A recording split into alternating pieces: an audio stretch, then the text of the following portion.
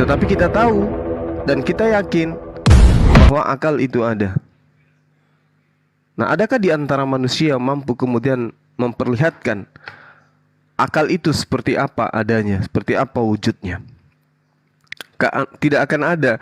Tetapi kita mampu mengetahui bahwa kita punya akal gitu, meskipun kita tidak melihat. Berarti keberadaan sesuatu, penglihatan kita ini bukan sebagai tolak ukur. Bisa jadi apa yang kita tidak lihat itu ada, dan bisa jadi yang kita lihat itu hanya suatu kehampaan atau kesia-siaan. Jadi itu bukan ukuran. Itulah kemudian Allah Subhanahu wa taala menerangkan di dalam Al-Qur'an, wala'allahum yatafakkarun. Jadi aspek pembaharu dari tidak ada menjadi ada, dari tidak tahu menjadi tahu, itu adalah pemikiran. Nah, ini yang saudari pertanyakan tentang iman. Jadi iman itu seperti itu. Ketika Anda kemudian percaya Anda punya akal, meskipun kemudian Anda tidak melihat akal itu, itulah dia. Itulah dia iman itu. Nah, sama seperti alam semesta ini.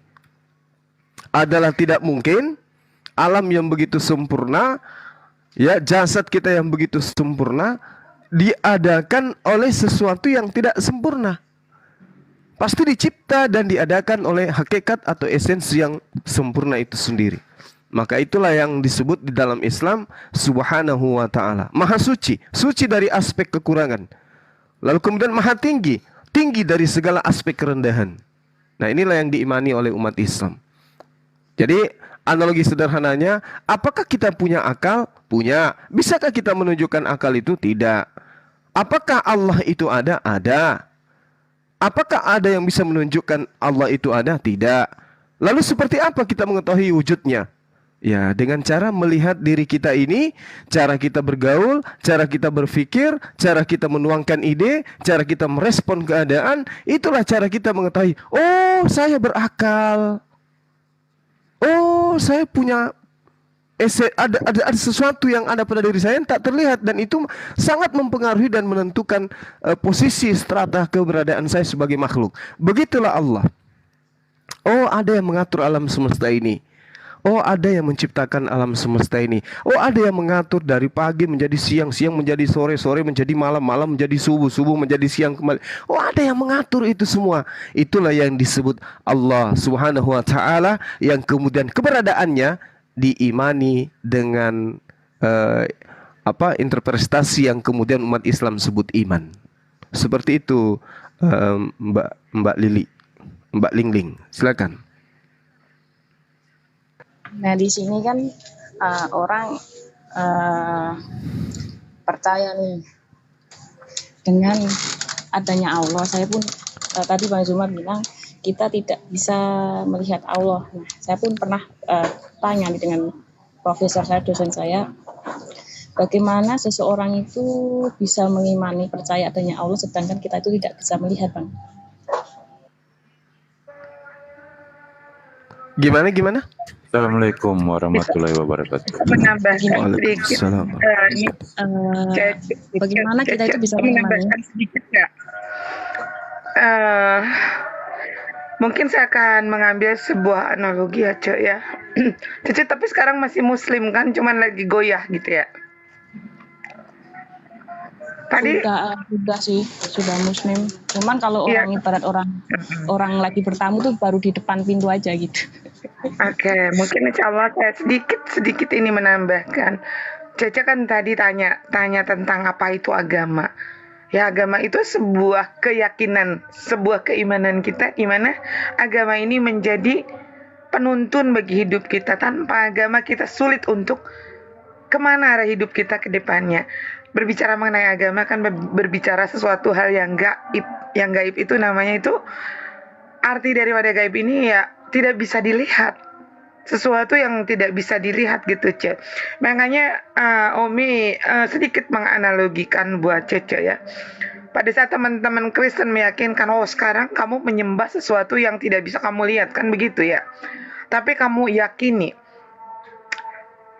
Analogi sederhana begini, Cece. Pada saat kita sedang berhadapan, mohon maaf ya, umpamanya Umi nampar Cece atau nyubit Cece. rasa sakit itu ada. Pasti Cece akan mengatakan, kenapa kamu nampar? Atau kenapa kamu nyubit, sakit loh. Nah, perkataan sakit ini tidak, kalau misalkan Cece tidak bisa membuktikan, apakah Cece tidak akan percaya dengan rasa sakit itu? Pokoknya gini, Umi misalkan cubit Cece bilang sakit. Mana buktinya kamu sakit? Nah, sakit itu kan tidak bisa dibuktikan. Tapi bisa dirasakan. Itulah keimanan kita. Pada saat kita mengimani atau mempercayai Sang Khalik, ya. Tapi kita tidak bisa membuktikan adanya, wujudnya itu ada, tetapi keberadaannya memang ada. Buktinya apa? Melalui ciptaan-ciptaannya, melalui diri kita sendiri. Tanpa Sang Khalik, tanpa Sang Pencipta, apakah mungkin ada kita sebagai ciptaan? Kan tidak, Cek. Nah, itu analogi yang sangat sederhana yang Umi gunakan. Pada saat kita mengatakan sakit, tapi kita tidak bisa mewujudkan rasa sakit itu seperti apa, tapi merasakannya. Rasa sakit bisa dirasakan, tapi tidak bisa ditunjukkan wujud sakit itu seperti apa. Itulah keimanan kita. Keimanan kita sesuatu yang tidak bisa kita jangkau dengan panca indera kita. Tapi kita benar-benar merasakannya, benar-benar meyakini keberadaannya. Seperti rasa sakit tadi, kita tidak bisa menjangkau dengan panca indera kita dengan cara melihatnya, mencium baunya seperti apa, wujudnya seperti apa, itu rasa sakit. Tapi kita merasakan kehadiran rasa sakit itu. Kayak gitu, Cek. Silakan yang lain. Oke, nah ini pertanyaan saya itu seperti ini. Bagaimana analoginya saya itu seperti ini. Bagaimana orang itu akan mempercayai, misal nih,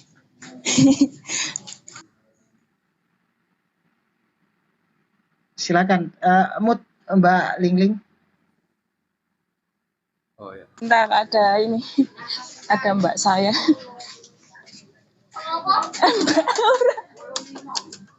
Ora.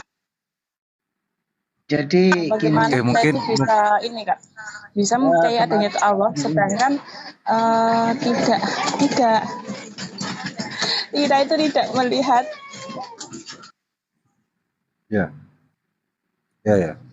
Jadi bisa percaya dengan tanpa melihat ya. Mungkin bisa saya bantu sedikit tambahin dari uraian Mican tadi, Cici Liling ya. Jadi seperti analogi Cici Liling tadi tentang beli jarik di Jogja ya. Beli jarik di Jogja katanya bagus tapi ternyata robek gitu. Jadi kita ini kan diberikan ilmu, pengajaran. Allah kalau sebagai muslim kan sudah beriman kepada kitab-kitab. Percaya pada para nabi. Allah mengirimkan para nabi untuk mengajarkan ajaran ketuhanan kepada manusia. Ya. Yang menjadi bukti bahwasannya adanya Allah itu ada pengajaran ini.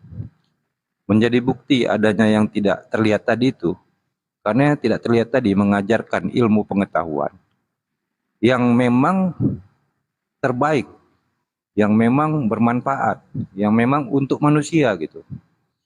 Sesuai dia. Jadi mungkin Cici Liling bisa mempelajari pengajaran para nabi dan kitab-kitab suci. Kalau sebagai muslim sudah tahu ada kitab-kitab yang sudah dirubah-ubah. Makanya dibandingkan pengajaran daripada yang ada di kitab sekarang ini yang masih ada tertinggal, masih bisa diakses, dipelajari gitu. Mana pengajaran-pengajaran ini yang aplikasinya bisa dilakukan manusia, satu, ya, yang memang wajar bagi manusia, manfaat bagi manusia, dan memang terlihat hasil dari pengajaran ini bagi manusia itu membuat manusia-manusia itu menjadi lebih baik, menjadi tampil dengan sesuai kehendak Sang Maha Pencipta tadi bagi alam dan bagi seluruh manusia gitu. Kita kira-kira mungkin sedikit dari saya begitu dulu, Cici Liling.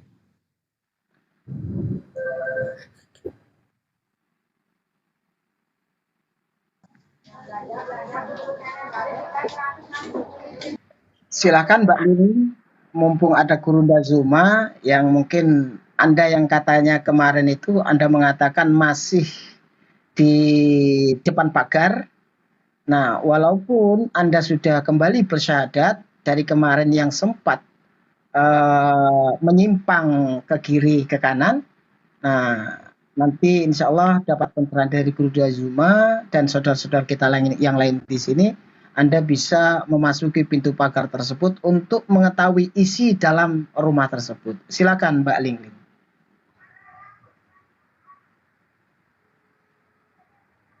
Iya Kak, ya saya itu masih berpikir seperti ini. Bagaimana orang itu akan mengenal lebih jauh, sedangkan dia hanya tahu dari kata orang ini bagus, kata orang ini lebih baik gitu kan, sedangkan kita sendiri belum mengetahuinya, belum mengetahui sebelumnya gitu Kak. Boleh dong meminta penjelasan definisi iman dan agama tadi, itu aja. Silakan Guru. Iya, baik. Jadi sama seperti ketika kita menganalogikan seseorang yang kemudian menjadi siswa di dalam satu kelas. Sudah pasti ada masa di mana orang siswa ini akan diuji, ya, mid semester, semester, naik kelas dan seterusnya. Udah tahu itu ada, sama keberadaan kita sekarang. Udah tahu kematian itu ada. Udah tahu bahwasanya kelak ada yang gagal naik kelas, ada yang naik kelas. Paham kita itu. Tapi kemudian ada juga yang masa bodoh gitu. Dia tidak percaya kalau ada kenaikan kelas, ada ujian untuk menuju tingkatan yang lebih tinggi. Sehingga orang itu terlena, termakan oleh waktu. Sedangkan kita sudah diberi komponen jasad, roh, akal, kemudian untuk mengetahui bahwasanya kita ini dicipta semata-mata untuk mengabdi. Meski pada fase pertama memang kita harus wajib mencari kebenaran. Nah, yang pertama seperti yang saya terangkan, Tuhan itu ada, wujud Tuhan itu pasti ada, namun tak terlihat. Oleh karena tidak terlihat inilah kemudian banyak orang yang tidak percaya akan keberadaannya. Ya, contoh tidak percaya akan keberadaannya itu ketika diperintahkan untuk sholat, tidak sholat. Diperintahkan untuk puasa, tidak puasa. Diperintahkan untuk menegakkan sebuah hukum, tidak ditegakkan. Itu percaya cuma di mulut, tetapi tidak secara absolut. Orang-orang seperti ini menyangkal karena mereka tidak dapat memahami keberadaan Tuhan dengan indera mereka. Jadi semata-mata yang dijadikan acuan untuk menelaah keberadaan sesuatu itu adalah mata. Tapi ketika ditanya, apakah Anda berakal? Yes, saya berakal. Apakah Anda punya akal? Ya, saya punya akal. Bisakah Anda melihat akal Anda? Nggak bisa. Nggak bisa melihat akal tapi ngaku berakal. Tidak taat kepada Allah karena alasan Allah tidak bisa dia lihat. Nah, inilah analogi yang sederhana sebenarnya. Jadi orang-orang seperti ini bahkan bukan hanya selevel itu, mereka menuduh orang-orang yang meyakini keberadaan Allah sebagai tuduhan orang-orang yang jahil, orang yang suka menghayal, orang yang tidak ilmiah. Bahkan tidak jarang kemudian kita temukan orang-orang di luar Islam yang jatuh pada kekafiran menuduh bahwa Allah itu hanya berhala, Allah itu hanya angan-angan, halusinasi, paganisme, batu hitam dan seterusnya. Memang kita sadari sebagai manusia, kebanyakan kita hanya percaya kepada sesuatu yang bisa ditangkap oleh indera kita. Dan apa yang tidak ditangkap oleh indera itu biasa ditolak oleh realitas manusia itu sendiri. Contoh misalnya, ini sederhana, gaya gravitasi atau kemudian aliran listrik. Kita tidak melihat, Kita nggak melihat adanya aliran listrik. Tapi ternyata akibat daripada aliran listrik ini mampu membuat sebuah balon lampu, ya, itu bersinar, bercahaya. Begitu juga manusia. Kita tidak melihat esensi hakikat Allah, tetapi dari esensi kekuatan dimiliki oleh Allah menyalurkan kekuatan kepada makhluknya sehingga makhluknya ini bisa hidup. Itu poin pertama. Kalau level itu sudah kita lalui, Tuhan itu ada, Allah itu mutlak absolut, maka level kedua adalah apa sih tujuan daripada Allah menciptakan kita? Apakah diciptakan begitu aja? Untuk makan, habis makan kenyang, habis kenyang tidur, habis tidur bangun lagi, habis bangun makan lagi, habis makan tidur lagi. Apa cuman kayak gitu? Atau ada aspek sebab akibat yang kemudian Tuhan torehkan di dalam kehidupan manusia agar manusia itu berpikir. Karena segala sesuatu, kalau kita memikirkan, ternyata apa yang kita lakukan hari ini berimbas kepada apa yang kita terima hari esok atau sebentar sore. Yang kita lakukan hari ini berimbas kepada apa yang kita terima besok pagi dan seterusnya. Jadi, Kak Zuma, iya, silakan. bagaimana dengan mereka selalu mengatakan kamu itu ibadah, neraka dan surga itu hanya doktrin kamu gitu. Doktrin kamu, mati itu ya sudah gitu. Mereka selalu bilang seperti itu. Itu bagaimana menurut Bang Zuma? Oke, baik. Jadi saya analogikan seperti biasa saya menganalogikan tentang adanya keberadaan hidup setelah kematian. Ada orang yang kemudian melakukan penganiayaan berujung pada kematian. Orang itu meninggal. Ketika orang itu meninggal, yang meninggal itu adalah seorang ayah. Maka betapa banyak anak-anak kemudian merasa merana kehidupannya karena sang ayah sudah nggak ada yang mencarikan nafkah. Ibunya menderita menjadi seorang janda karena ayahnya sudah meninggal dibunuh oleh seseorang.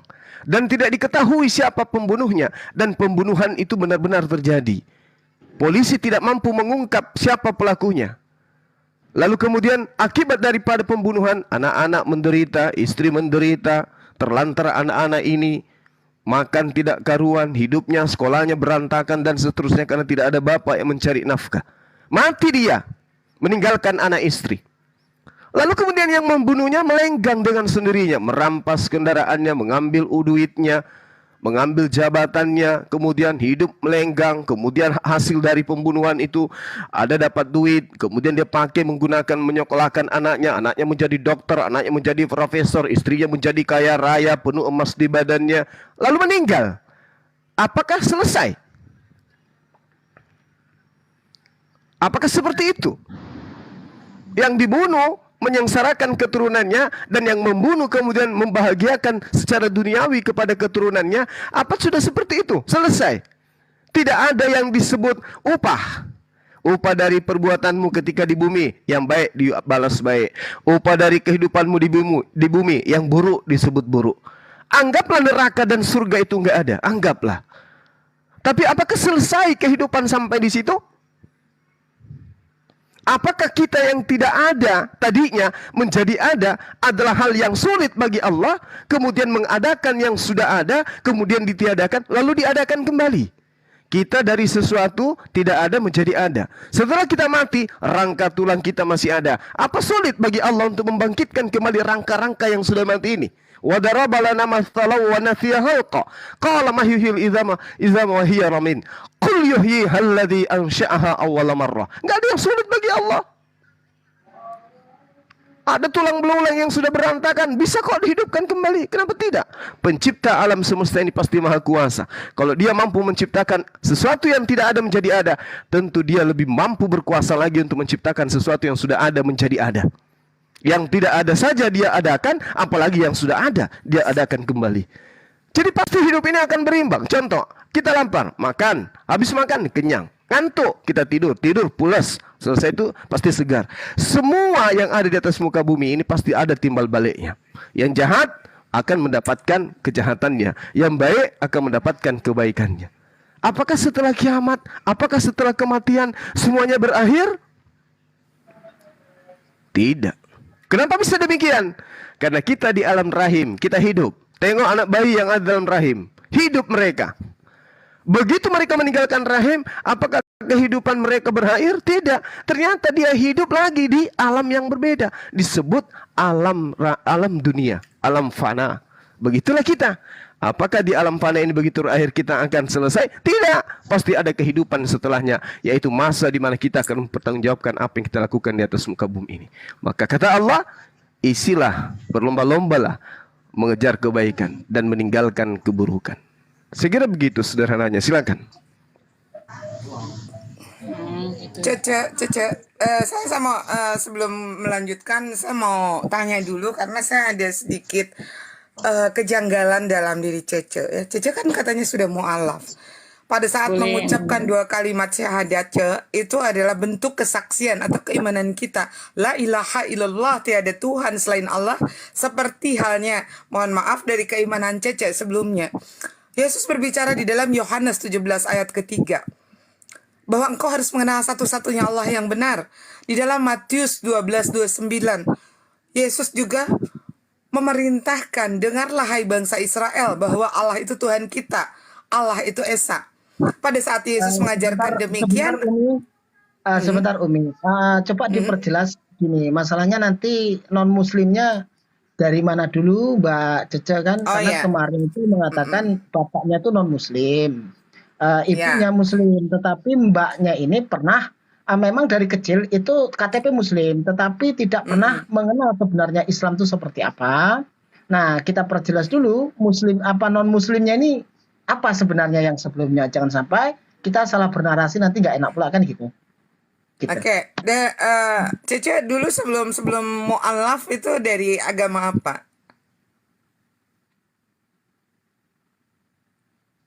Sebentar Kak, saya tuh ini cari tempat yang lebih nyaman ngobrol deh. Oh, iya. Sebelumnya kan ini karena apa ya? Memang dalam keluarga itu ya kayak anti kalau bahas kayak gini gitu. Oke, nggak apa-apa. Cece cukup mendengarkan saja, kalau perlu typing. Cuman sebelumnya ya kita harus tahu dulu sebelum Cece menjadi mu'alaf itu keimanannya Ya. di mana, Ce? Saya ini aja, saya typing aja Kak. Saya betul-betul Oke. maksudnya takut. Ya, paham. Nggak apa-apa, typing Karena aja. memang Ya, lingkungan apa ya dari tadi sudah ada peringatan gitu. Boleh, nggak apa-apa, typing aja kalau tidak nyaman untuk berbicara. Karena kita juga ingin memastikan supaya enak ya penjelasannya itu. Silakan Cece typing. Sebelumnya keimanan Cece apa sebelum Islam?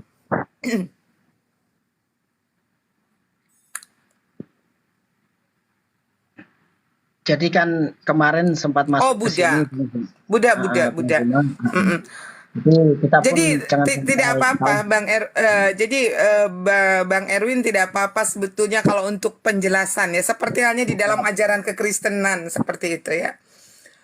Di dalam ajaran kekristenan itu juga disampaikan bahwa Allah itu tidak bisa dilihat rupanya dan tidak bisa didengar suaranya. Jadi sudah jelas.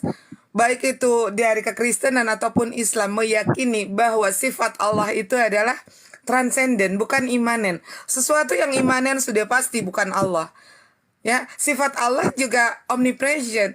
Pada saat Umi sembahyang atau sholat di sini di Bandung di rumah, Umi menyatakan Umi sedang menghadap kepada Allah, sedang berdialog dengan Allah. Begitupun pada saat Bang Zuma di Makassar sana sedang sholat, juga mengatakan hal yang sama, sedang berdialog dengan Allah.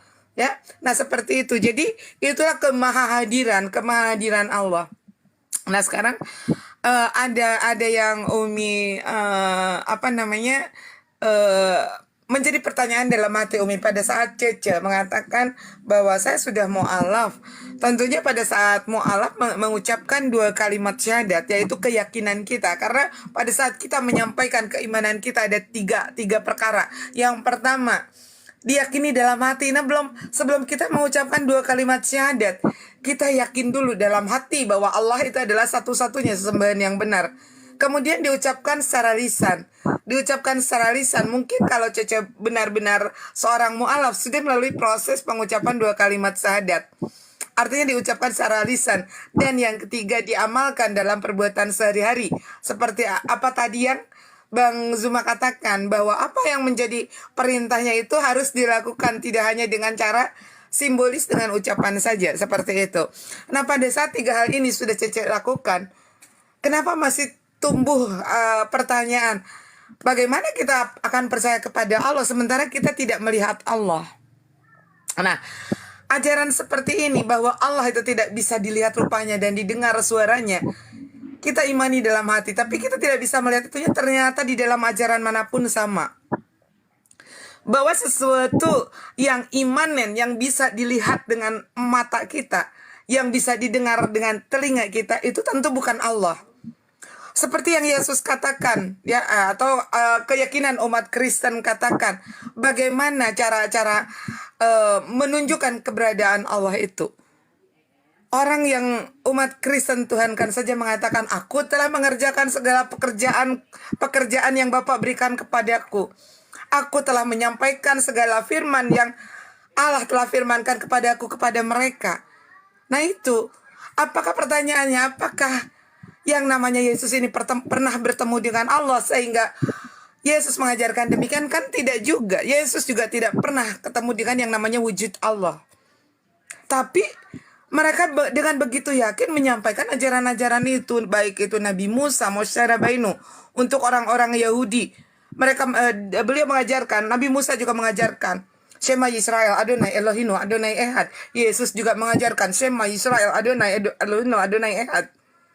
Begitupun dengan Rasulullah. Rasulullah juga mengajarkan Kul huwallahu ahad. Tanpa harus melihat dulu sosok yang namanya dikatakan Allah itu seperti apa, atau mendengar suaranya secara langsung, kecuali beberapa nabi yang diberikan kelebihan untuk mendengar suara Allah untuk pada saat menyampaikan firman-Nya. Contohnya Nabi Musa. Pada saat Nabi Musa atau Moshe Rabbeinu, bagaimana dia mendengar suara Allah pada saat di Bukit Tur Sina atau di Gunung Sinai. Tetapi Nabi Musa tidak mempunyai kemampuan untuk melihat Allah itu sendiri, wujudnya seperti apa. Tidak. Karena pada saat Allah bisa dilihat dengan mata manusia, maka hancurlah manusia itu. Seperti itu. Karena tidak ada yang bisa melihat Allah, maka orang-orang yang mengatakan, bagaimana bisa kamu mengimani Islam sementara Allahnya saja tidak nampak, itu artinya sudah merusak ajaran dari keimanan mereka semua. Seperti itu. Silakan, Cek. Saya luruskan dulu ya.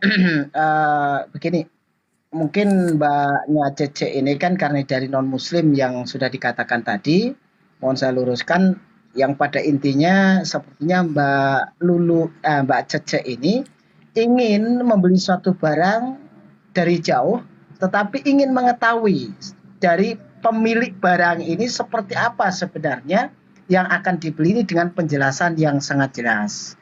Jadi kita perjelas bagaimana kita memperkenalkan Islam, ajaran Islam kepada Mbak Cece ini supaya lebih mantap dalam mengucapkan 2 kalimat syahadat kemarin, tidak ada keraguan-keraguan dalam mengenal Islam yang sebenar-benarnya. Nah, mohon maaf untuk sahabat-sahabat yang di bawah yang ingin naik, untuk kali ini mungkin saya limit dulu karena kita ingin mendengarkan satu persatu. Mungkin ada keluhan, saudara-saudara kita ingin bertanya tentang Islam, bisa kita perjelas di sini. Untuk Mbak Cece, silakan Mbak Cece, sebelum ke Gurunda. Dia nggak bisa bicara, dibaca di typing aja katanya ini, Bang Erwin. Coba saya sapa dulu Mbak, siapa ini? Baru Mbak Mulani. Assalamualaikum warahmatullahi wabarakatuh. Selamat siang Mbak Mulani. Monitor enggak Mbak Mulani? Sebelum nanti kita naikkan saudara-saudara kita Kristen. Ya,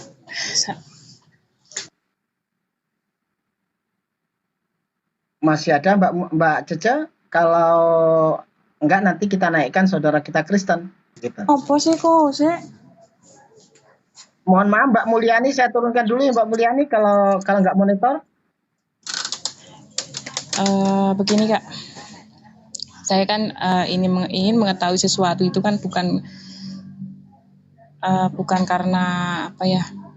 Kalau ibaratnya orang Jawa mengatakan tuh kalau orang lagi bertamu cuma lagi gerbang gitu. Nah di sini tuh karena saya juga tidak tahu bagaimana sih orang yang beragama, orang yang benar-benar menuhankan gitu. Nah, dari sini saya akan menjelaskan ya, Kak.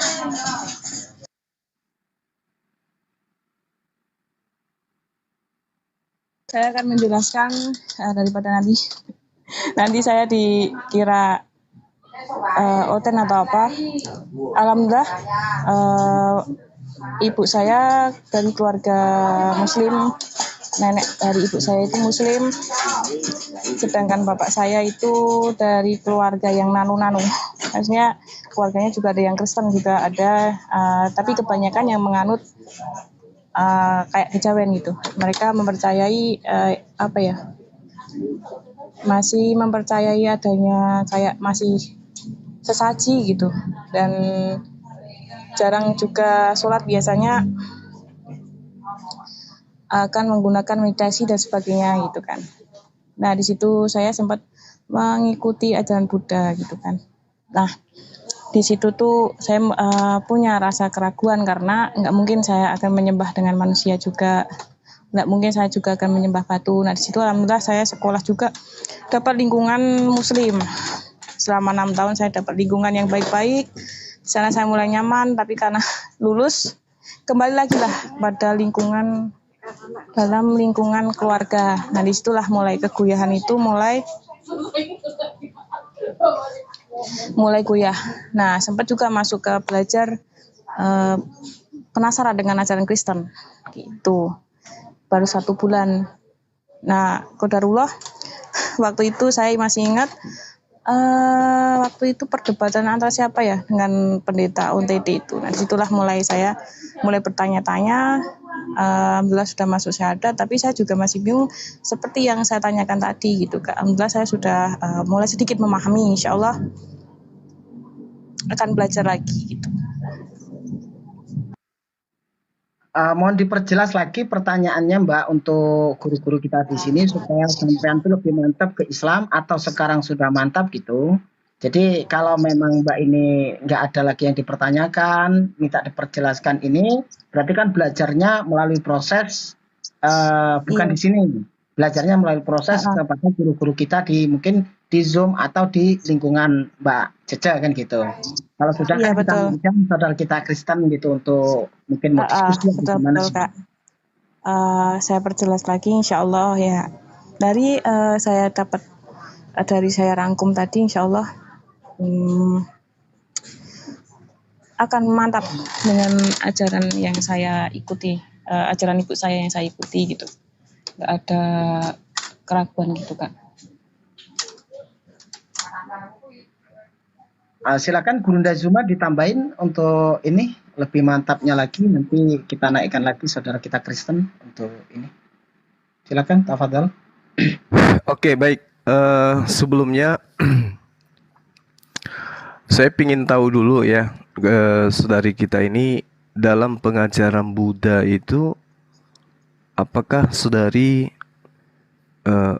banyak belajar tentang kitab-kitabnya, misalnya kitab Cakavati, Sinat, Sutanta. Apa pernah baca kitab itu?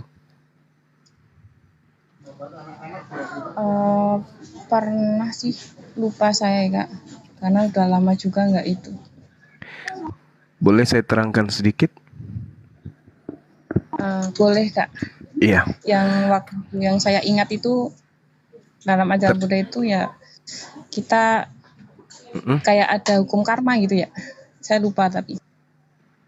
Iya, nanti kita arahkan seperti apa kemudian diterangkan dalam kitab yang pernah saudara gunakan ya, yang pernah saudari kita ini baca gitu. Intinya di situ aja dulu. Supaya ketika kami menjelaskan, umat Islam menjelaskan itu tidak merasa asing dengan jabaran-jabaran yang berasal dari Al-Qur'an. Misalnya di dalam Al-Quran itu diterangkan Bismillahirrahmanirrahim, wa ma arsalnaka illa rahmatan lil alamin. Jadi ini pokok intinya adalah alam, dan kami tidak mengutus engkau Nabi Muhammad melainkan untuk menjadi rahmat bagi seluruh alam. Ini dulu poin yang kita bandingkan gitu. Kalau sebelum Islam ada juga nabi, ada juga rasul, di mana nabi dan rasul itu diutus kepada kaum masing-masing. Dikatakan wa ma arsalnaka illa rahmatan lil alamin. Nah, yang ini Nabi Muhammad sallallahu alaihi wasallam ini itu seluruh alam, dan itu di dalam pengajaran Buddha mereka kenal dengan nama Maitreya. Maitreya artinya oknum yang baik, oknum yang murah hati. Nah, lalu kemudian diterangkan oleh buku-buku yang kemudian teman-teman Buddha, karena kebetulan saya punya teman kantor banyak orang Buddha dari daerah Luwu Utara ya, Ulu Timur. Kami sering sharing. Di situ ada catatan yang mengatakan hendaklah kemudian kalian memahami saya bukanlah Buddha yang pertama atau bukanlah Buddha yang terakhir yang didatangkan ke dunia ini. Selepas aku seorang Buddha lagi dihantar ke dunia ini.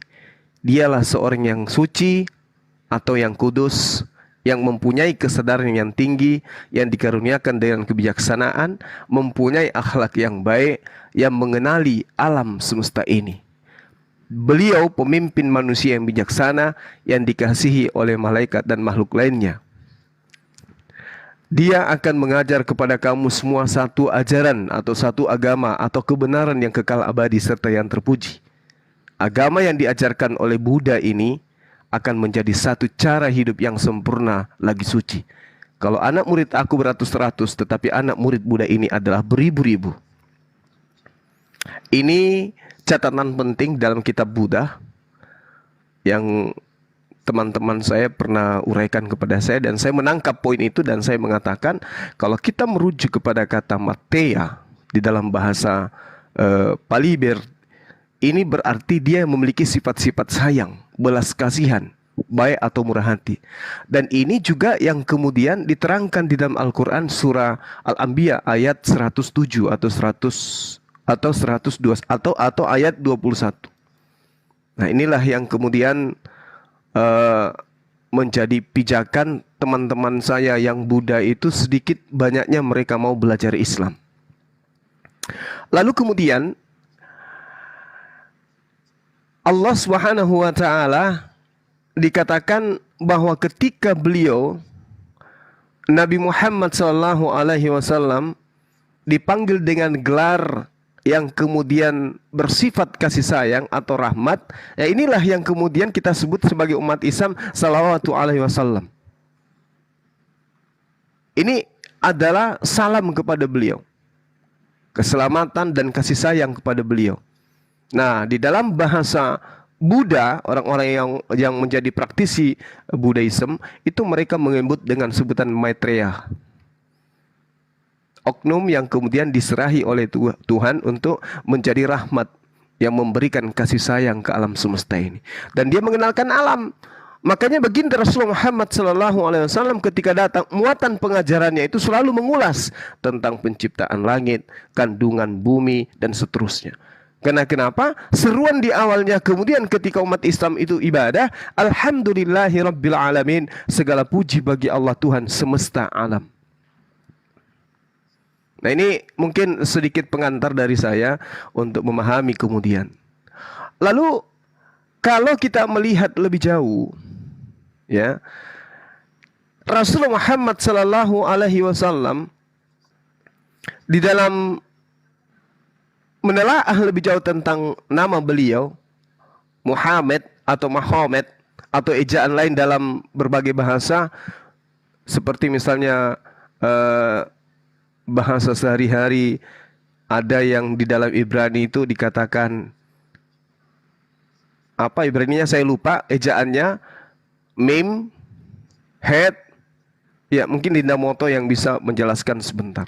Mem, het, mem, dalet, abang. Yes, Masya Allah. Nah, ternyata kalau kita melihat dalam perspektif bahasa Sanskrit, itu berarti adalah sesuatu yang identik dengan hal yang besar atau sangat mulia atau masyhur atau belas kasihan. Maka perkataan Muhammad atau Muhammad berarti belas kasihan yang amat besar.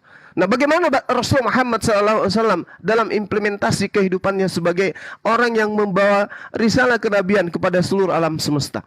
Akhir hayatnya aja dia tidak mementingkan dirinya. Dia nggak teriak, Eli, Eli, Tuhanku, Tuhanku, mengapa engkau meninggalkan aku? Tapi apa yang dikatakan? Ummati, ummati, ya Rab, ummati, ya Rab, ummati, ya Tuhanku, bagaimana umatku? Bagaimana umatku? Umatku, umatku, umatku. Dia memperhatikan umatnya. Wujud daripada Muhammad berarti belas kasihan yang amat besar. Nah, ini ditemukan gitu. Makanya Al-Quran mengatakan bahwasanya sebelum engkau kami telah mengutus Rasul, tetapi ada yang kami ceritakan kepadamu wahai Muhammad, dan sebagian juga ada yang tidak kami ceritakan kepadamu. Nah, inilah yang ingin saya katakan kepada saudari saya, bahwasanya kesempurnaan Islam itu hanya oleh karena kita di Indonesia mayoritas Islam, kemudian diikuti saudara kita Kristen, sehingga kita menemukan titik terang antara apa yang mereka imani dalam Bible terkait dengan kedatangan baginda Rasulullah Muhammad SAW. Meskipun kitab mereka menyisahkan terjemahan, tetapi poin itu sangat kuat karakternya bahwa Nabi yang sama seperti Musa itu adalah baginda Rasulullah Muhammad SAW. Sekiranya praktisi Buddha juga ingin duduk bersama membahas tentang kitabnya mereka, lalu kita rangkum maksud saya kaitan-kaitan dengan keadaan yang sesungguhnya terhadap baginda Rasulullah Muhammad SAW, saya yakin dan percaya poin-poin yang dinubuatkan, diceritakan akan datang seorang yang cinta Allah yang menjelaskan isi alam semesta ini, itu merujuk kepada baginda Rasulullah Muhammad sallallahu alaihi wasallam yang kemudian banyak di antara teman-teman Buddha menyebutnya dengan sang baik atau sang murah hati atau Maitreya. Saya kira begitu sementara dari saya. Terima kasih. Silakan teman-teman yang lain. Kak Zuma, boleh nggak saya tanya? Misal nih, kan saya itu pengen banget nih sholat gitu kan, menggunakan jilbab. Maksudnya kayak teman-teman sekolah dulu kan jilbabnya besar-besar. Nah, di rumah itu tuh kadang-kadang tuh sering apa ya, nggak boleh gitu. Ngapain sih pakai jilbab besar-besar, mau nyapu lantai gitu. Dan saya juga kesulitan juga kalau di rumah itu sholat gitu. Karena setiap hari-hari itu ayah ataupun adik itu tuh suka musik Jawa itu tuh kencang gitu loh, nggak sewaktu zuhur tuh tidak berhenti. Dan saya tuh kebingungan mau pengen belajar sholat juga susah gitu loh Kak Zuma. Kayak pakai jilbab pun juga susah, padahal saya juga ingin kayak teman-teman lainnya gitu, kemana-mana bisa pakai jilbab besar gitu. Iya, jadi ini kendala yang banyak yang alami ya. Ada beberapa mualaf binaan saya juga keluhannya seperti itu. Tapi kalau boleh solusi untuk sementara ya silakan aja pas keluar dari rumah baru digunakan. Ketika di rumah nggak apa-apa tidak digunakan, karena di rumah itu kan yang ada muhrim kita, orang-orang yang halal bagi mereka untuk melihat aurat kita gitu. Karena Pak Zuma, saya pernah menggunakan jilbab dalam arti kata nggak ada dosa ketika mereka melihat aurat. Iya Kak, tapi saya itu kalau di rumah menggunakan jilbab besar tuh dikatain bilang gini, orang di Indonesia itu kan otomatis di Jawa itu kan banyak budaya gitu, katain orang gila gitu. Jadi itu saya kalau di lingkungan itu tuh kayak nggak ada temen gitu loh. Iya. Pakai jilbab mau susah. Mohon maaf, Cece ini Chinese. Ibu saya, bapak saya Nggak udah pernah Jawa. dibilang digelari Fana sama mereka. Enggak. Oh ya, syukur alhamdulillah. Artinya gini, kalau keluarga sudah tahu Cece ini sudah mualaf, kemudian berhijab, berjilbab, ya nggak apa-apa, biarkan aja mereka mau menggerutu apapun, perlihatkan aja sisi keislaman kita bahwa saya sebagai seorang muslim ya dituntut dengan perlakuan seperti ini, karena dengan berhijab ini adalah ibadah bagi saya sebagai muslimah. Seperti itu. Dan kan udah Kak Zuma, mereka udah tahu kalau sudah mualaf. Yang saya sedihkan setelah saya tidak mengikuti kayak ajaran kalau di Jawa itu tuh ada budaya yang memang betul-betul sama Islam itu tidak diizinkan. kejawen ya. Di situ tuh bapak saya tuh mulai ini nggak mau ngomong sama saya, kayak sama saya tuh benci banget gitu.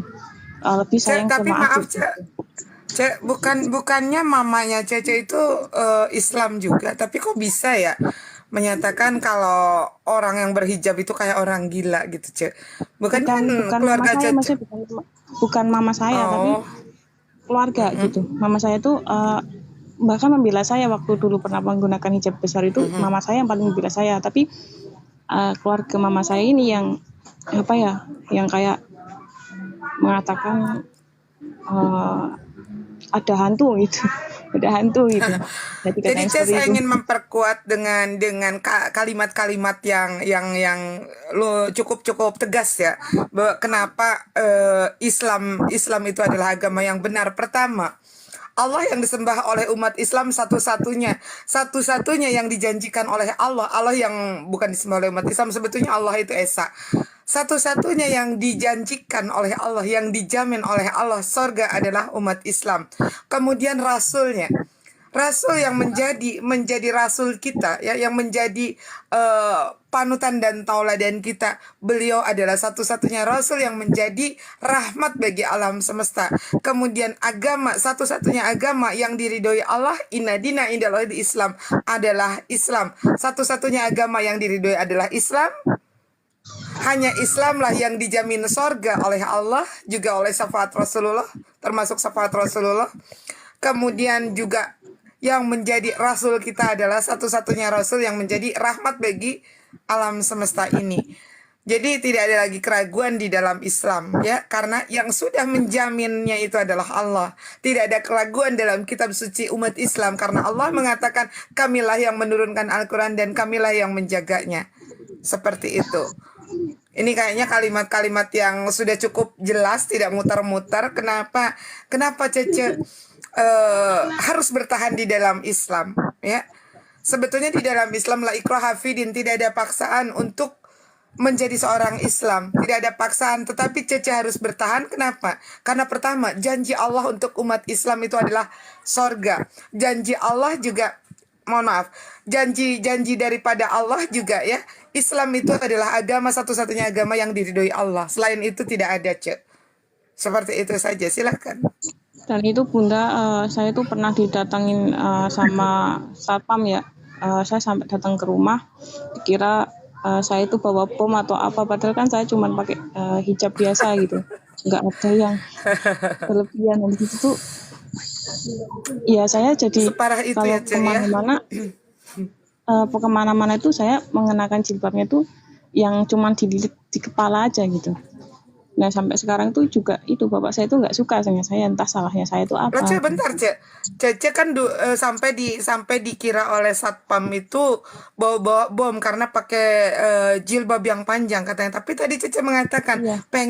pengen menggunakan hijab besar seperti apa yang teman-teman Cece gunakan. Iya. Berarti Cece udah pernah pakai dong hijab besar, karena Cece sampai ditegur satpam. Tapi aku baru dengar kali ini ada satpam negur orang yang menggunakan hijab syar'i gitu loh, Cek. Waktu itu kan di Borobudur itu kan lagi banyak kayak apa ya, gosip ada teroris gitu. Jadi setiap yang berjilbab besar itu pasti akan dituduh teroris seperti itu. Waduh. Separah itu ya, Cek ya. Sebelum dilanjut, coba kita sapa dulu saudara kita yang baru naik. Assalamualaikum warahmatullahi wabarakatuh, Bang Indra Mose dengan Bang Doni Sibarani. Assalamualaikum, selamat siang. Assalamualaikum warahmatullahi wabarakatuh. Selamat siang semuanya. Selamat siang. Bang Doni, Muslim?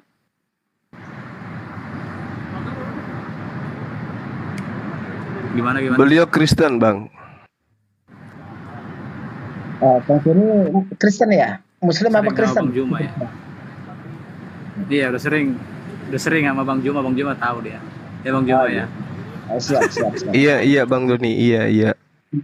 Baik, kita lanjutkan dulu di sini arena MMCI. Insya Allah kita persilakan untuk mau yang dari saudara kita mu'alaf yang ingin lebih jauh mengenal Islam bertanya pada guru-guru kita, dipersilakan juga untuk saudara-saudara kita non-muslim, mau Kristen, Buddha, dan Hindu, untuk mempertanyakan di sini, siapa tahu ada unek-unek ingin mengenal Islam lebih jauh sebelum kita melangkah ke diskusi lintas iman.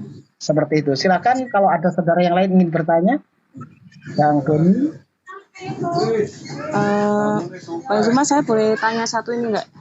Sebenarnya dalam Islam itu tuh ada nggak sih kayak 3 hari, 40 hari, terus kalau ada orang meninggal tuh dikasih apa ya, dalam kamarnya itu makanan kesukaan gitu.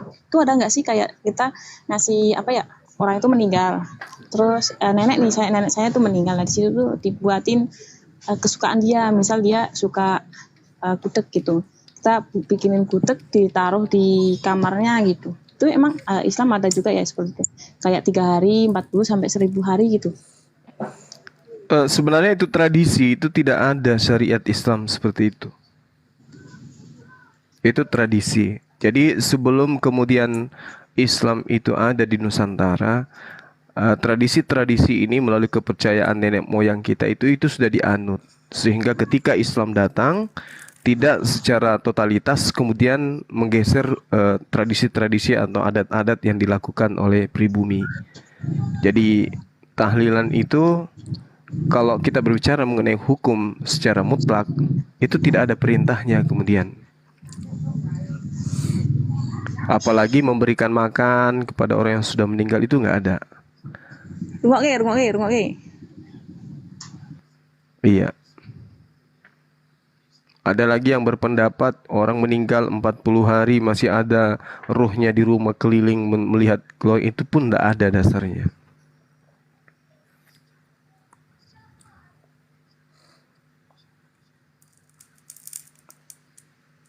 Seperti itu.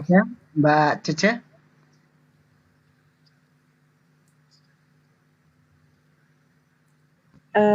Boleh diperjelas tentang 40 hari, 30 hari itu enggak, Kak? Masalahnya di sini tuh kayak kalau yang seperti itu, kalau tidak yang menjalankan tuh kayak menghilangkan budaya gitu. Iya, jadi gini, kalau di Islam itu secara sanad, ilmu itu, kebiasaan itu tuh nggak pernah dilakukan. Ya, nggak pernah dilakukan. Kalau ada yang mengatakan bahwa 40 hari, berapa hari lagi? 100 hari, ada yang setahun, ada dasarnya di Islam. Ya boleh dong kita sharing, dasarnya itu di mana. Sedangkan sahabat, generasi tabi'in, ya bahkan tabi'in itu tidak pernah menjalankan hal ini. Artinya ini murni adalah kebiasaan. Kebiasaan yang dilakukan secara budaya, turun-temurun, bukan berasas daripada syariat Islam. Tapi apakah kemudian itu haram secara mutlak? Ya, saya rasa tidak ada juga dalil yang mengharamkan itu. Selama tujuannya adalah untuk kemudian memberikan nasihat, memberikan petua, mengajarkan Al-Quran, mengajarkan hadis-hadis Rasulullah, ya sah-sah saja. Selama di dalamnya tidak ada unsur kesyirikan. Tapi kalau dikatakan 40 hari itu adalah sesuatu yang mutlak harus diadakan, itu nggak ada hukumnya. Ini katanya Kak Zuma, kalau orang yang tidak menjalankan 3 hari sampai 40 hari itu arwahnya sampai pulang ke rumah gitu Kak Zuma. Oh enggak, itu nggak ada di Islam, itu nggak ada kaitannya itu nggak pernah. Kalau ada yang mengatakan itu ada di Islam, berarti ulama baru itu. Maksudnya mazhab baru gitu. Jadi Cece harus bisa membedakan antara syariat atau ajaran agama dengan tradisi ya. Yang Cece lakukan itu tradisi. Mungkin biasanya memang kalau tradisi itu mendarah daging ya Ce ya. Antara kalau tidak melakukan tahlil dianggapnya apa tuh namanya, kalau di dalam Kristen itu bidat apa ya namanya itu, dianggap tidak melakukan kewajiban terhadap jenazah gitu kan. Padahal kan kita tahu kewajiban kita terhadap jenazah itu apa saja. Memandikan, mengkafani, menyalatkan, menguburkan. tidak ada mentahlilkan. Tahlil itu adalah bentuk doa ya yang dibacakan secara bersama-sama. Bahkan di dalam Islam sendiri ada satu mazhab ya, ada satu mazhab yang tidak melaksanakan itu, sama sekali tidak melaksanakan itu. Bahkan menerima makanan saja dari keluarga orang yang meninggal itu tidak. Ya, maksudnya bukan tidak menghargai, tidak menghormati, tetapi mereka mengatakan bahwa apa yang mereka berikan kepada kita, makanan yang mereka berikan kepada kita, atau pada saat kita tahlil di rumah mereka, ada makanan yang kita makan, itu sama saja dengan memakan haknya anak yatim. Seperti itu. Seharusnya orang-orang di mazhab ini berpikirnya seperti ini. Seharusnya kita yang memberikan santunan atau bantuan kepada keluarga jenazah ini, bukan keluarga jenazah ini karena sudah menjadi tradisi, bahkan orang-orang yang tidak mampu saja memaksakan untuk melakukannya, sampai harus ngutang-ngutang ke warung, ngutang-ngutang ke toko karena hanya untuk memenuhi apa yang menjadi tradisi ini. Padahal sebetulnya kewajibannya bukan keluarga jenazah yang punya kewajiban memberikan makanan, menjamu, atau memberikan makanan hidangan yang biasanya ditenteng dibawa pulang. Tidak seperti itu. Kewajibannya justru kita yang harus menyantuni mereka, kita yang harus membantu mereka, seperti itu. Ya, saya tambahin sedikit ya, mungkin sudah jadi kebiasaan untuk beberapa organisasi tolong-menolong Muslim di lingkungan-lingkungan itu menghibur sebenarnya 3 hari, 7 hari itu melakukan tahlilan, selain meramaikan, menghibur tuan rumah. Selain itu juga memberikan semangat ya, nasihat seperti tadi dikatakan Medini ya, agar supaya tidak larut dalam kesedihan gitu ya yang ditinggalkan. Jadi keluarga itu menjadi ada sokongan. Dikatain ini Islam Wahabi. Nah, saya nggak tahu itu Wahabi itu apa. Itu kan bukan sesuatu. Abaikan saja, Cak, abaikan saja. Fokus aja di apa yang Cak pertanyakan. Kita gini, Mbak. Apa yang orang pertanyakan tentang Islam itu tidak semuanya itu perlu kita jawab. Ya. Banyak yang berupa fitnah. Gini aja, Mbak Cece, jangan kita membahas hal yang bukan menjadi sebuah yang harus kita pertanyakan. Contoh mungkin Mbak Cece ini sedang memiliki satu keraguan, itu saja yang dipertanyakan. Tentang hal seperti yang Mbak Cece katakan nggak usah dibahas di sini. Bahwa kalau memang Mbak Cece ini meragukan atau menemukan hal yang memang Mbak Cece ini perlu dipertanyakan, pertanyakan saja. Untuk yang di Mbak Cece sendiri, untuk memperkuat kita iman Mbak Cece sendiri gitu. Itu dulu. Ya, itu aja. Assalamualaikum. Waalaikumsalam. Waalaikumsalam warahmatullahi wabarakatuh. Begini ya, lalu bagaimana yang kita bacakan yasinan itu atau tahlil? Sebentar Bang Eri. Bang Eri kan Muslim kan? Ya. Oke. Nanti kalau mempertanyakan apa yang dibacakan di sini, nanti larinya perbedaan pendapat kepada guru-guru kita juga pertanyaan yang searah dengan Mbak Cece itu aja dulu.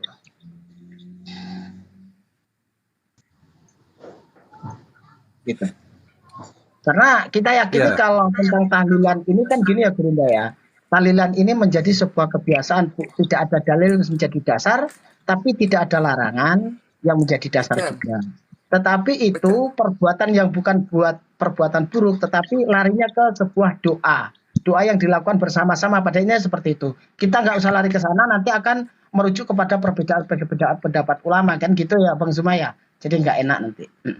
Silakan diselesaikan dulu lah Mbak Cece, sudah mantap apa belum? Sebelum kita lari ke diskusi, nanti kita naikkan saudara kita Kristen.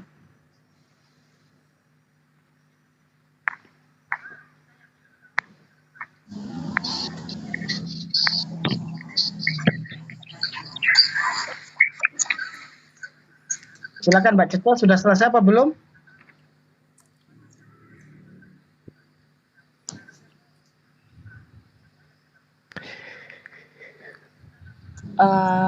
Baik Kak, untuk hari ini terima kasih penjelasannya. Terima kasih juga penjelasannya sangat insya Allah saya pahami. Insya Allah saya bisa mempelajari. Mungkin untuk mempelajarinya saya butuh guru juga di sini gitu kan Kak. Nggak mungkin saya di TikTok gitu kan. Mungkin untuk kali ini cukup sekian dulu Kak. Karena saya juga Oke. ada Terima kegiatan lain kasih gitu. Cece Ling. Barakallah. Mungkin ada pesan-pesan dari Gurunda dulu juga Mbak Caca, sebelum mungkin Mbak Caca mau turun atau mau kemana, kita dengarkan dulu dari pesan-pesan dari Gurunda kita supaya lebih kuat lagi Mbak Caca dalam melangkah ke depannya. Iya, yang pasti Cece ini sudah berada di area aman ya. Ibarat kata sudah berada pada tempat yang tepat gitu. Tinggal nanti mengisi terkait dengan syariat-syariat atau sunnah-sunnah Rasulullah Muhammad sallallahu alaihi wasallam. Karena kalau berbicara mengenai keberadaan kita sebagai manusia kan tujuannya memang hanya untuk mengabdi, menyembah kepada pencipta langit dan bumi. Cara penyembahan, kaidah-kaidahnya itu hanya diatur di Islam. Kesempurnaan kaidah penyembahan kepada Tuhan itu hanya diatur di Islam. Yang pasti pertanyaan yang sering saya dipertanyakan oleh teman-teman mu'alaf, Bang Suma, kalau dulu di agama saya ketika saya beribadah yang kubayangkan adalah foto seorang laki-laki yang kemudian berambut panjang, berjenggot dan seterusnya. Itu yang kubayangkan pada saat saya ibadah. Ada juga yang membayangkan sebuah patung yang duduk bersila, kemudian tangannya berada di tengah-tengah dada antara pusat dengan dadanya. Banyak hal itu. Lalu bagaimana setelah saya Islam, Bang Suma? Apa yang saya harus bayangkan dalam saya sholat? Maka saya mengatakan bahwasanya pada saat Anda ibadah dalam Islam saat ini, pada saat Anda sholat, sebelum Anda sholat mendengarkan azan, Allahu Akbar, Allahu Akbar. Jadi itu adalah panggilan. Yang pertama, ya, hadirkan kesadaran bahwa saya ini adalah hamba sang pencipta langit dan bumi yang disuruh kemudian untuk sujud kepadanya. Hadirkan itu dulu. Lalu kemudian pada saat wudu, bersihkan diri Anda, jasmani dan rohani Anda untuk menghadap ke esensi yang maha kuasa. Yang dia tanya pada saat itu bukan itu Bang Suma. Yang saya pertanyakan adalah wujud yang seperti apa yang harus saya tampilkan pada saat saya ibadah. Maka saya mengatakan Allah Subhanahu wa taala itu tidak perlu Anda lihat. Allah Subhanahu wa taala itu tidak perlu Anda hadirkan wujudnya. Allah Subhanahu wa taala itu tidak perlu Anda bayangkan seperti apa wujudnya. Kenapa? Dia malah maha melihat. Dia yang melihat Anda, bukan Anda yang melihat dia. Allah Subhanahu wa taala yang mendengarkan Anda, bukan Anda yang mendengarkan dia. Maka tugas kita adalah sadar sepenuh hati bahwa kita sedang berdiri di hadapan Allah untuk memperhamba diri dan kemudian mengakui bahwa Dia adalah Allah, Dia adalah Tuhan satu-satunya. Cukup di situ. Sadarkan Allahu Akbar. Sharing Mbak, lagi sharing. Ya. Jadi ketika Allahu Akbar, Allah Maha Besar, sadar dengan sesadar-sadarnya bahwa saya lagi sholat, saya lagi beribadah, saya lagi berkomunikasi dengan esensi pencipta saya. Ya meskipun saya tak melihatnya, tapi saya sadar beliau Allah yang maha suci lagi menyaksikan saya tunduk beribadah kepadanya dengan menjalankan syariat yang diperintahkan. Ketika imam membacakan Bismillahirrahmanirrahim, Alhamdulillahi Rabbil Alamin, Ar-Rahmanirrahim, Maliki Yaumiddin. Apakah kita perlu membayangkan sosok tulisan Allah? Tidak. Kita hanya sadar, aku lagi menghadap kepada sang pemilik alam semesta. Itu aja.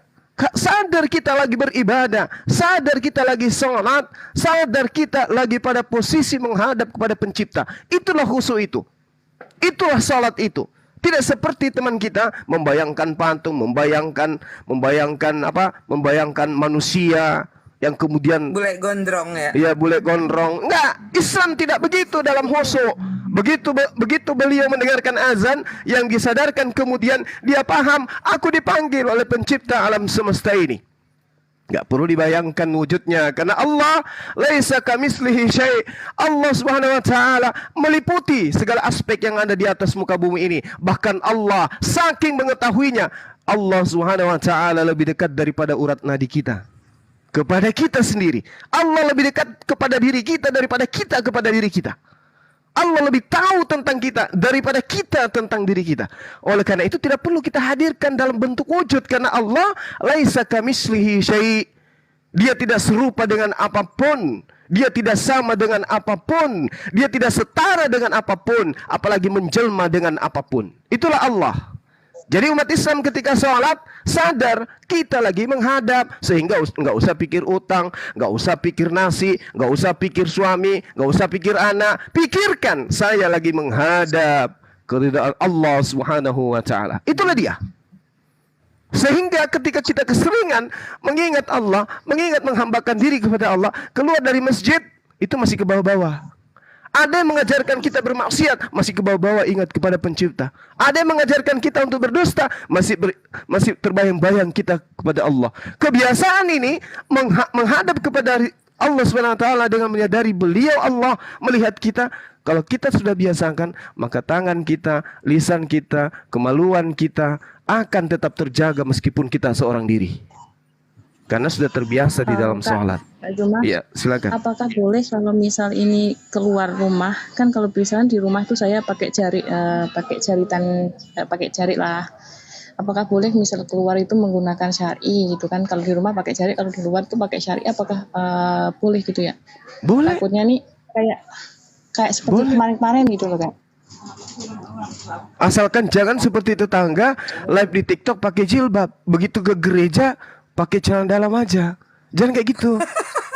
Maksud saya pakai celana dalam di dalam, pakai celana luar di luar. Jangan salah paham dulu. Pakai celana dalam aja di dalam. Gak mungkin pakai celana dalam di luar kan? Gitu maksudnya. Kayak Ya. Suparman ya. Kayak gitu ya, Cece Lingling. Jadi ketika saudari saya ingin bersyar'i, silakan.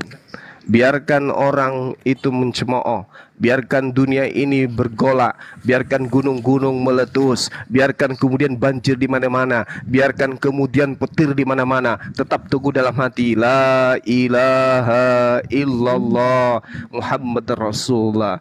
Cece, jangankan cemohan orang, jangankan hinaan orang, jangankan tuduhan orang.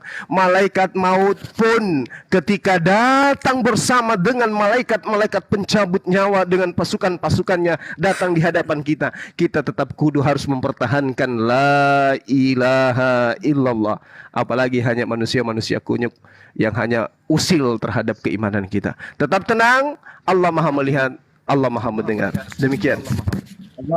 Baik Kak, karena ini sudah jam 1, saya juga ingin Assalamualaikum warahmatullahi wabarakatuh, Bang Juma Gurunda, Waalaikumsalam. Bang Erwin, Mbak Mica, Bang saudari Dago, kita dan mungkin mau semuanya. pamit dulu. Selamat siang. Iya, iya, oke, saudara. Iya, monggo silakan.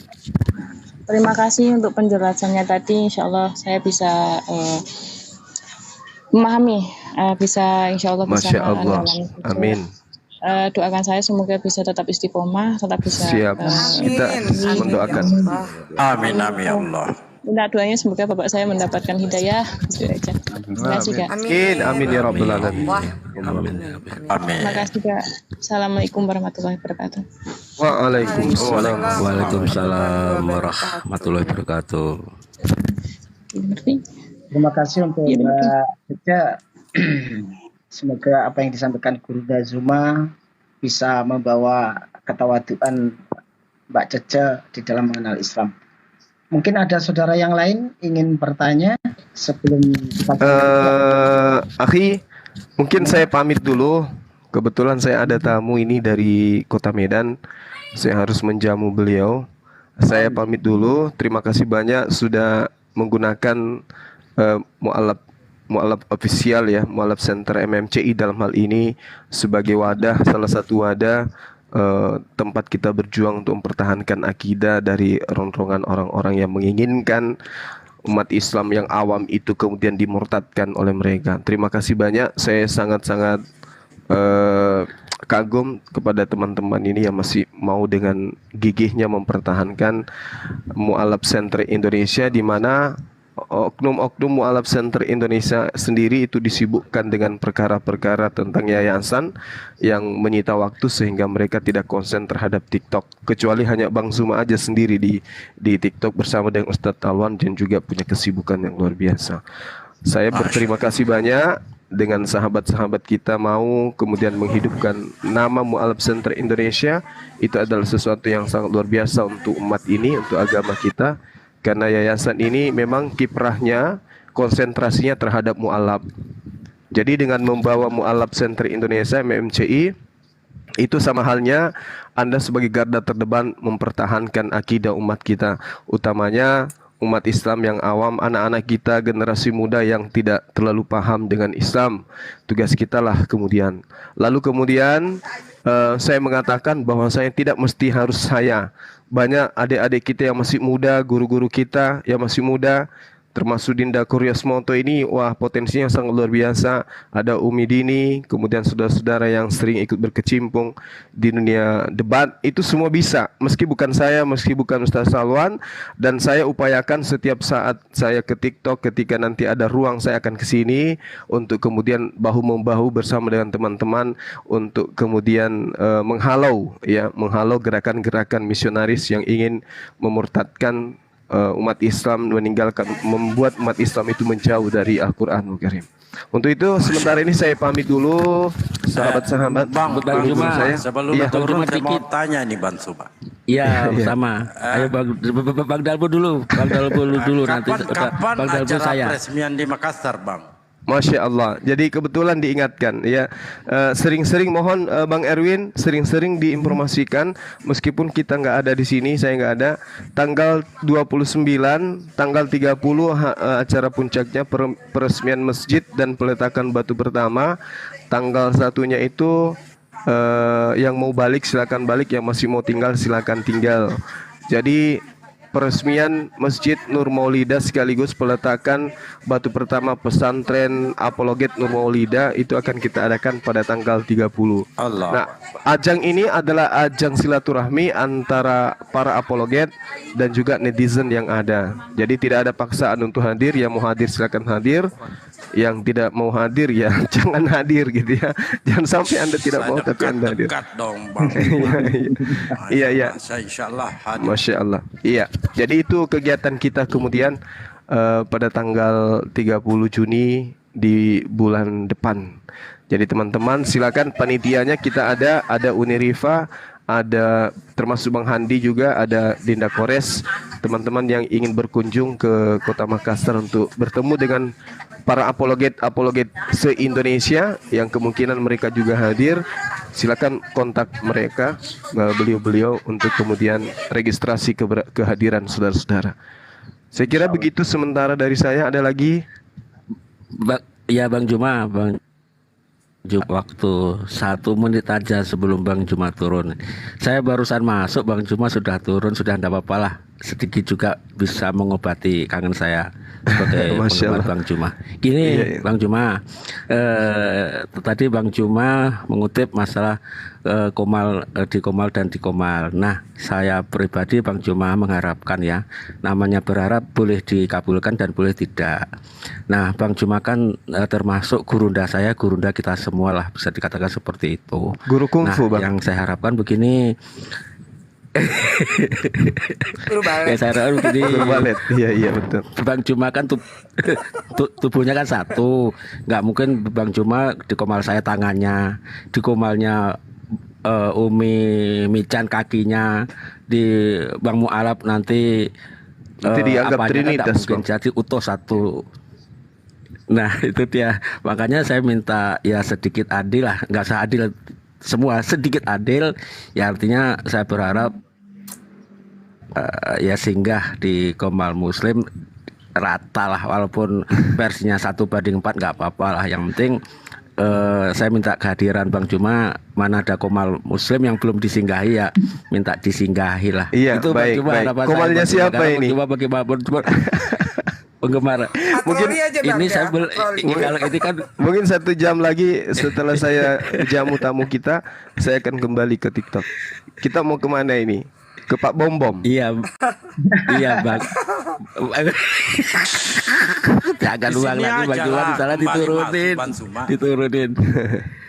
Iya, maksudnya ya tetap di sini. Artinya maksud saya gini loh, untuk kedepannya misalnya komal A sama sekali Bang Juma belum pernah disinggahi, ya minta tolonglah disinggahi. Baik, baik. Bang Juma, Siap, Acil, laksanakan perintah. Rum. Terima kasih Bang Juma ya. Untuk teman-teman Iya, yang nggak baik, sepaham baik. dengan saya, tolong saya dimaafkan. Ini masukan dari saya pribadi. Gitu Bang Juma, terima kasih. Kadang Semoga Bang Juma kadang sehat ini Bang. selalu. Kadang saya patroli, tapi begitu saya mau masuk, terlihat di sana ada Dinda Michan. Berarti kan sudah ada tuh. Pindah lagi di Komal, ada lagi teman-teman kita yang lain. Berarti sudah ada yang bertahan di sana. Saya kadang cari komal-komal yang di sana tidak ada apologet muslim yang saya kenal gitu. Biasanya saya masuk ke sana. Gitu, Bang. Iya. Nah, makanya biasanya Iya, kalau Bang, saya ya. sudah lihat komal Terima muslim kasih ya. semua sudah Ini hanya tertutupi sekedar- pasukannya, saya lari ke komal oten biasanya. Gitu, Bang. Iya. Dan saya siap Cari lawan. siap mengikuti. Emang mengikuti Bang Juma. Oh iya, iya. Paling gini, kalau sedihnya kalau Bang Juma lagi bernarasi kan nanti tikik diturunin, rasa sedih banget di saya ini nonton di bawah. Jadi polo-polo Dikit balik ya Bang diturunin. Juma. Iya, baik, baik. Oke, teman-teman, saya udah paham maksudnya sahabat saya. Iya. Oke, teman-teman yang ada di bawah, di Ya. follow semua teman-teman kita yang ada di atas biar channel kita ini saling menguatkan. Ya. Dinda Michan juga berapa kali minta untuk bergabung, Bang Juma. Iya. tapi oleh karena begitu masuk sudah masuk lebih duluan yang mengambil terpaksa dengan ada 3 ada 4 yang manggil. Nah, kita sudah terlanjur di sini, udah biar Adi nggak usah ke sana. Termasuk akun Curious Moto agar di ini ya teman-teman semua, agar di follow ya biar beliau bisa ikut. Iya, oke. Kadang-kadang Umi juga gitu Pak Libra ya. Bang, kan begini, Bang. Ini Japri Bang Zuma. Bang Da kenapa ini saya nggak di fallback. Oh iya ini karena terlalu banyak. Jadi kita harus maklum ya kalau sama Bang Zuma. Kalau misalkan kita follow terus terlambat untuk ke fallback, jangankan teman-teman Umi aja harus tegur dulu Bang Da di ini di Japri. Bang Da kenapa saya nggak di fallback? Iya, ini sudah semua. Jadi biasa di ya Ada gimana? dan Bang Juma yang datang demian. Allahu Akbar. Oke, sahabat-sahabat, saya undur Udah diri nggak dulu usah ya. bilangin Bang Nathan. Iya Bang. Sebentar kayak Bang Juma, setengah menit dulu kayak Bang Juma. Tadi kan 1 menit, ini minta tambah. Tadi kayak Bang Juma lagi ada tamu, Pak Bagaimana ya Libra. perasaannya yang punya? Iya. Gimana? Ya sebentar, ya setengah menit. Ini ilmu Bang Juma ini. 10 detik. Ini Bang, gimana rasanya perasaan komal muslim apabila disinggahi Bang Juma itu, gimana perasaannya gitu loh. Artinya tidak bisa dibayangkan, mungkin lebaran campur 17 Agustus gembiranya apabila Bang Juma singgah di komal muslim yang memang betul belum disinggahi. Bang, yang saya maksudkan Bang Juma itu keinginan saya itu loh. Sampai segitunya ya. Betul. Masya Allah. Ya udahlah, nanti habis ini insya Allah ya. Ini satu jalur sama Bang Juma. Insya Allah. Ya, bukan sekarang Bang Juma, besok Ya, lagi lah. Artinya insya kan Allah. kedepannya tolong Bang Juma pikirkan gitu. Baik. Tapi Terima hati-hati kasih, Bang komalnya Juma, itu aja rungkat, dari saya. karena saya akan membawa isu Dewa Molok. Siap. Itu pasti tuh. Iya. Siap. Oke ya sahabat-sahabat, adik-adik saya sekalian, abang-abangku semua, para guru yang ada di sini, saya pamit untuk sementara. Kita jumpa lagi sebentar. Subhanakallahumma bihamdi, asyhadu alla ilaha illa anta, astaghfiruka wa atubu ilaih. Salam tauhid, salam satu Tuhan. Jayalah Islamku, jayalah Indonesiaku, merdeka. Assalamualaikum warahmatullahi wabarakatuh. Waalaikumsalam warahmatullahi wabarakatuh. Waalaikumsalam warahmatullahi wabarakatuh. Bang Erwin